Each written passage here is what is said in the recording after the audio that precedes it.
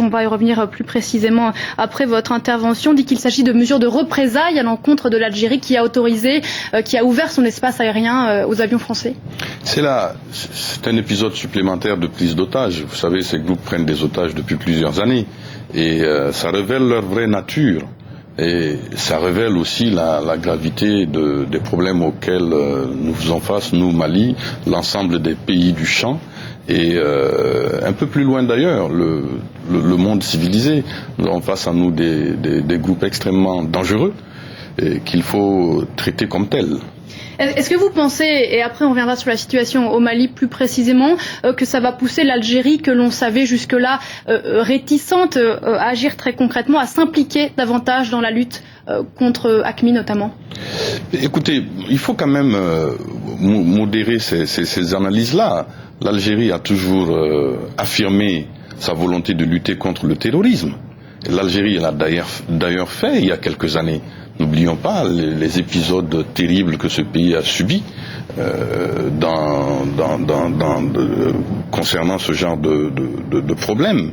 Et l'Algérie a toujours affirmé qu'elle serait de notre côté dans le cas où nous engagerions donc la lutte contre le terrorisme. Ça a toujours été clair. Cette journée de mercredi, pour revenir sur la situation au Mali, marque le 6e jour de l'opération française. Quel bilan, pour l'instant, faites-vous de cette opération qui, donc, je le disais, est entrée dans une nouvelle phase aujourd'hui, une phase plus terrestre? Trop tôt pour faire un bilan. Nous sommes dans une opération militaire qui comportera certainement plusieurs phases. Nous avons demandé l'assistance urgente donc de la France pour contrecarrer l'offensive que les narco-djihadistes avaient lancée contre les lignes de défense du Mali. Et donc il faut se garder de tirer des bilans ou de tirer des conclusions. À mon avis, c'est pas le moment. Alors, pour autant, le ministre de la Défense français, Jean-Yves Le Drian, disait hier que les forces maliennes étaient très affectées par ces combats, qui étaient très durs, très violents. Est-ce que vous diriez que l'armée malienne a du fil à retordre dans ces zones de combat? Et comment se passe la répartition sur le terrain très concrètement entre l'armée française et les forces maliennes? Il y a une parfaite coordination entre les deux armées, comme il y a une parfaite coordination entre les deux États. Mais ce n'est pas un tête-à-tête Mali-France. Nous sommes en train d'organiser la MISMA, qui est la mission internationale de soutien au Mali, sous conduite africaine, pour venir compléter le dispositif international que l'ONU a voulu mettre en route. On va y revenir dans un instant, mais pour l'instant, les forces françaises sont seules avec les forces maliennes sur le terrain. Mais bien sûr, nous n'avions pas le choix. Nous étions dans un processus politique en même temps que nous préparions le dispositif militaire. Les groupes armés avec qui nous étions en discussion ont décidé de rompre les discussions et se sont lancés dans cette aventure. Il fallait donc prendre des décisions urgentes et nous avons appelé le gouvernement français à agir à nos côtés dans l'urgence en attendant la mise en route de ce que nous étions en train de préparer au niveau de la CEDEAO et avec d'autres pays sur le plan bilatéral. Et quand Jean-Yves Le Drian dit que les forces maliennes, l'armée malienne est en difficulté face aux islamistes que l'on sait bien préparés, très bien armés, que lui répondez-vous? Mais je lui réponds qu'il a raison, et c'est pas Jean-Yves Le Drian qui l'a dit, c'est d'ailleurs les Nations Unies qui ont dit que, considérant que l'armée malienne seule ne peut pas faire face au péril terroriste qui se prépare, il convenait d'organiser une force internationale pour aider le Mali. Parce que le terrorisme, vous savez, c'est un phénomène transnational qui s'est importé au Mali. Et nous avions besoin de la légalité internationale, mais aussi de l'engagement international pour nous aider à faire face à cette situation. Alors précisément, vous le disiez, ça n'est pas un tête-à-tête, du moins ça n'est pas censé rester ainsi. Vous attendez des troupes africaines. Quel agenda, dans combien de temps est-ce que ces troupes africaines vont arriver concrètement au Mali? Elles vont commencer à arriver très vite. Les différents pays de la CEDEAO ont annoncé leur contribution. Il y a le Tchad qui s'engage, il y a la Mauritanie qui très certainement aussi va s'engager. Je crois que c'est déjà fait. Encore une fois, ce qu'il faut comprendre, c'est que l'agenda a été précipité. Et donc aujourd'hui, le dispositif africain est en train de se mettre en place et je crois sera sur le théâtre des opérations dans les tout prochains jours.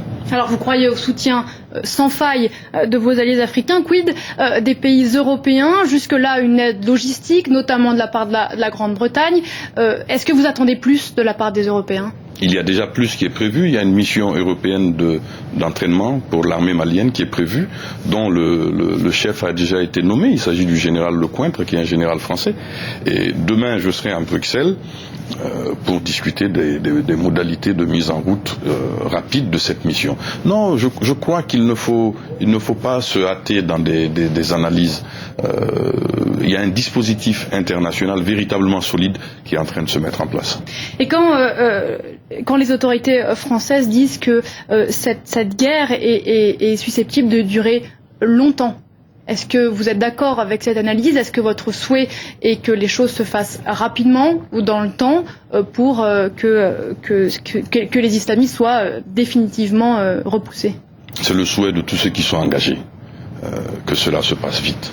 Mais il faut le faire bien pour que nous n'ayons plus à faire face à ces menaces. Il faut détruire les terroristes, il faut détruire le terrorisme et le combattre partout dans le monde. Et ça prendra le temps que ça prendra, mais je pense que les différents acteurs feront en sorte d'aller vite. Maintenant, c'est aussi le terrain qui commande, madame. Quelle est votre réaction après l'ouverture par la Cour pénale internationale d'une enquête pour crimes de guerre présumés commis au Nord Mali depuis janvier 2012 ? Les autorités maliennes étaient à l'origine de la demande auprès de la CPI ? Oui, bien sûr. Il y a eu des massacres terribles, notamment à Aguelhok, où des jeunes soldats maliens désarmés ont été massacrés littéralement, selon un rituel qui nous permet d'identifier AQMI, la main d'AQMI. Et c'était au moment où le MNLA avait lancé ses attaques, le 17 janvier 2012 contre Ménaka, et ce qui s'en est suivi était totalement horrible. Et après, il y a eu des exactions, des violations des droits humains. Nous avons donc saisi la Cour pénale internationale pour que le cas du Mali soit examiné, et afin que l'opinion internationale se rende compte de ce qui était en train de se passer. Il y a un volet judiciaire extrêmement important qu'il ne faut pas oublier dans cette affaire. Et puis, dernière question, une guerre, évidemment, mais les civils au premier plan. Est-ce que vous craignez que les pertes soient importantes dans cette région que les islamistes contrôlent à présent ?